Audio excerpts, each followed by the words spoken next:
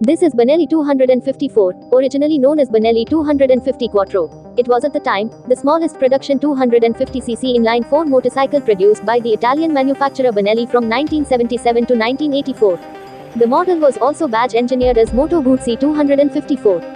Underneath it packs a 231cc, 14.1 cubic inch, air-cooled, SOHC, inline-4 fitted with 418mm Dell'Otto carburetors. A chain was used to drive the SOHC. The engine is oval-square with a bore and stroke of 44mm x 38mm, mated to a 5-speed gearbox. It dishes a healthy 27.8 bhp, 20.7 kW at 10,500 revolutions per minute. The engine revs freely to the limit, until 11,800 revolutions per minute, reaching to its top speed of 93 miles per hour or 150 km per hour.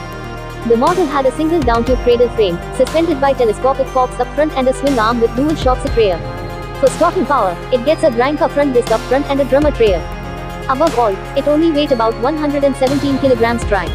Back then, at that time, Alejandro de Tomaso purchased Benelli and Moto Guzzi in 1972.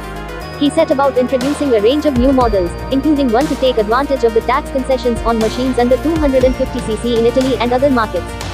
The bike was designed by engineer Lino Tonti and styling was by Paolo Martin. The 250 Quattro was first shown at the 1975 Milan Motorcycle Show, and production started in 1977.